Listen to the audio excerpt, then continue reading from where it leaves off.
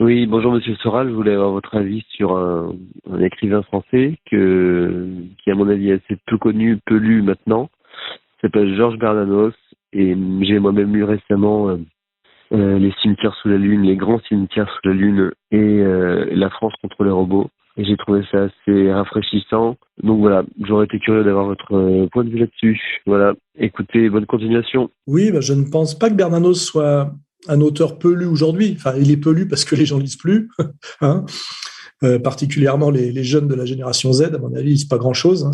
On en est réduit du YouTubage généralisé. Bernanos est un très grand auteur français catholique du XXe siècle, un des plus grands, c'est évident.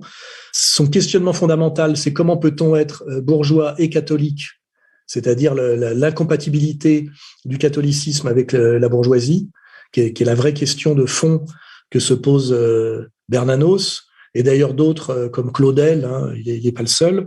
Ça donne une œuvre très très intéressante, très riche, très profonde, dont vous avez cité deux livres. Moi, j'incite les gens à lire La Grande Peur des Bien-Pensants, qui est une apologie de Drummond par Bernanos, ce qui resitue Bernanos dans effectivement ce qu'on appelle l'antisémitisme. En fait, c'est l'antijudaïsme chrétien, hein. Et puis s'intéresser aussi à son œuvre plus, je dirais, religieuse, avec effectivement, on peut même, si on veut éviter la lecture, voir le très beau film de Piala, Sous le soleil de Satan, qui avait valu à Piala une palme d'or très critiquée à un festival de Cannes, hein. Et puis, rappeler surtout que à la fois Bernanos était un anti-judaïque, ce qui est totalement légitime, hein, pour un vrai catholique, mais en même temps, il était gaulliste. Il a critiqué la politique de collaboration.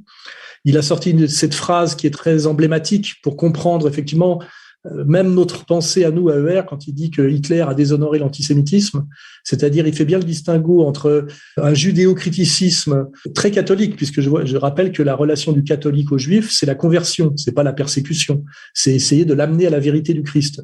Et Bernanos s'inscrit tout à fait dans cette tradition chrétienne, et il n'est pas dans cette... il ne cautionne pas, il ne participe pas à cette épopée beaucoup plus allemande et contemporaine qui est l'hitlérisme, hein, voilà.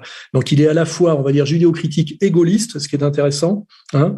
En même temps, il critique l'épuration, c'est-à-dire que c'est vraiment un honnête homme du XXe siècle, dont la morale est totalement fondée par l'éthique catholique, je dirais, hein, voilà, plus que d'ailleurs que la pratique, parce que je n'ai pas de détails biographiques sur sa pratique. Et moi, j'engage plutôt des types comme Gave, par exemple, aujourd'hui, à relire Bernanos pour voir à quel point son positionnement de banquier soi-disant catholique plus ou moins zémourien, son positionnement est faiblard par rapport à la vision d'un Bernanos. Et puis effectivement, il y a la dernière dimension de Bernanos que vous avez citée, qui est la France contre les robots, où il a aussi toute une, comme Giono d'ailleurs, mais encore peut-être plus pointu, qui est Giono d'ailleurs, qui pour moi s'inscrit dans la même tendance, une vision sur le monde glacial de la technocratie, dans lequel la France est rentrée après-guerre.